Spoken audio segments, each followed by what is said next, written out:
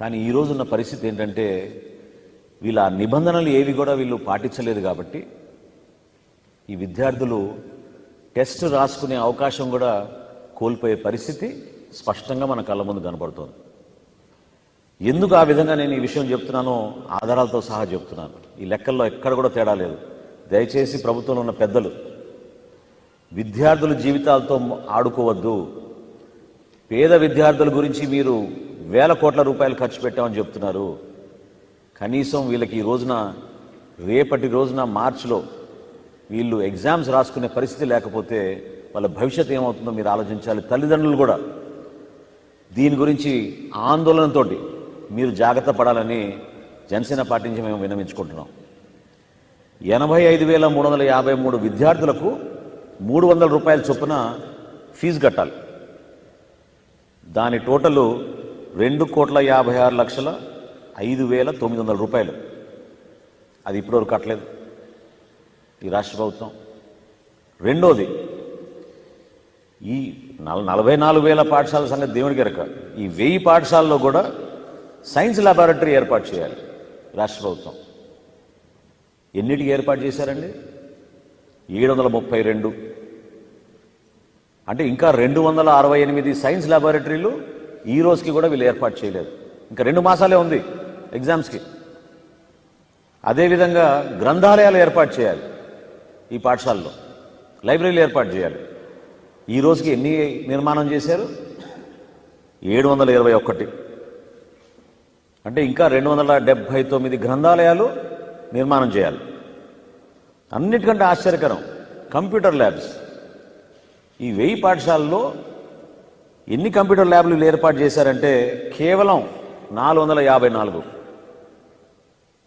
అంటే 546 computer labs అసలు నిర్మాణమే కాలేదు, ఏర్పాటు చేయలేదు. ఎన్ని కంప్యూటర్స్ దీన్ని సమకూర్చాలి? ఇది ఇంకా ఆశ్చర్యపోతారు.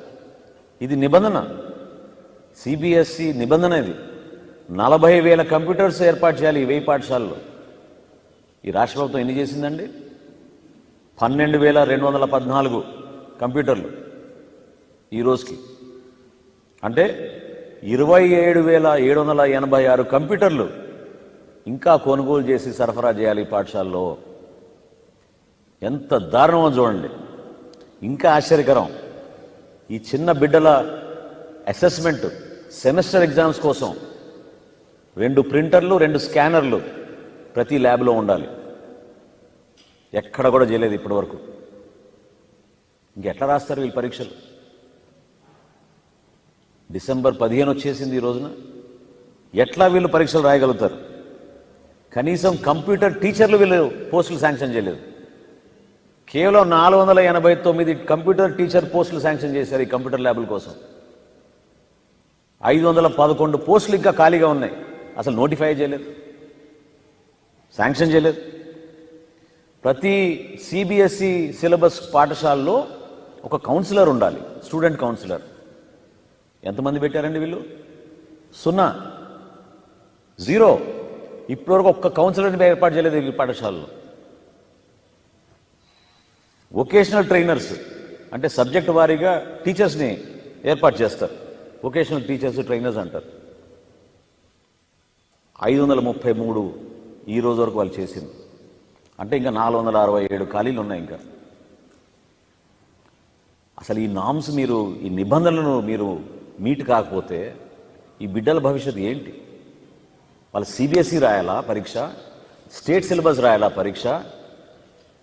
ఏమైపోతారు వీళ్ళు? ఇంత మోసం ఎందుకు చేసింది ఈ ప్రభుత్వం నేను ప్రశ్నిస్తున్నాను. ఎంత ఆందోళనతో తల్లిదండ్రులు పాపం కష్టపడి వాళ్ళ బిడ్డల్ని పంపించుకుని ప్రభుత్వ పాఠశాలలో పేద బలహీన బడుగు వర్గాల నుంచి పావులేమో ఎంతో ఆశతోటి బిడ్డలు చదివించుకుందామని కష్టపడి వాళ్ళు పంపిస్తే ఈ విధంగా మోసం చేస్తారా? ఈ 85,353 విద్యార్థుల భవిష్యత్తు ఏంటని మేము ప్రశ్నిస్తున్నాం ఈ రోజున. ఊరికే 3:00 మీరు ఇంకో ప్రెస్ కాన్ఫరెన్స్ పెట్టి మమ్మల్ని తిడితే ఏం రాదు మీకు. ఆధారాలతో సహా, లెక్కలతో సహా ఈ రోజున వాస్తవ పరిస్థితులు మీ ముందు పెడుతున్నాం. ధైర్యంగా మీరు ఒప్పుకోండి పొరపాటు జరిగిందని, సరిదిద్దండి. ఎందుకంటే ఇది రాజకీయ భవిష్యత్తు కాదు, ఈ బిడ్డల భవిష్యత్తు. మీది ఎట్లాగో చెప్పాను నిన్న, క్లియరెన్స్ సేల్ అయిపోయిందని మీది. కనీసం విద్యార్థులు దయచేసి వాళ్ళు ఈ పరీక్షలు రాసే విధంగా ఈ రాష్ట్ర ప్రభుత్వం జగన్మోహన్ రెడ్డి గారు బాధ్యత తీసుకుని క్షమాపణ చెప్పి ఇమ్మీడియట్గా ఈ చర్యలు తీసుకుని ఈ బిడ్డల్ని మాత్రం దయచేసి పాఠశాలలో వాళ్ళకి వసతులు కల్పించి సౌకర్యాలు కల్పించి ఎగ్జామ్ రాసే విధంగా చేయండి. సిబిఎస్ఈ అన్న వాళ్ళు అదే వీళ్ళు పూర్తి చేసుకోలేకపోతే మరి $3 లక్షల పెట్టి ఐబీ సిలబస్ ఎట్లా తీసుకొస్తారండి మీరు? అసలు మీలో ఏమైనా చిత్తశుద్ధి ఉందా? అసలు మీలో ఆలోచన ఉందా?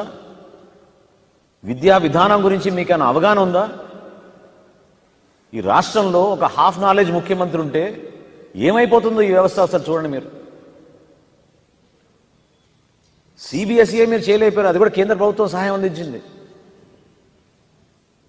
ఐబీ కోసం మీరు $3 లక్షల వెచ్చించి ₹4.5 కోట్ల కేవలం అప్లికేషన్ ఫీ మీరు వెచ్చించడానికి సిద్ధమవుతే 3వ తరగతి నుంచి టోఫెల్ అంటారు, ఐబీ సిలబస్ అంటారు.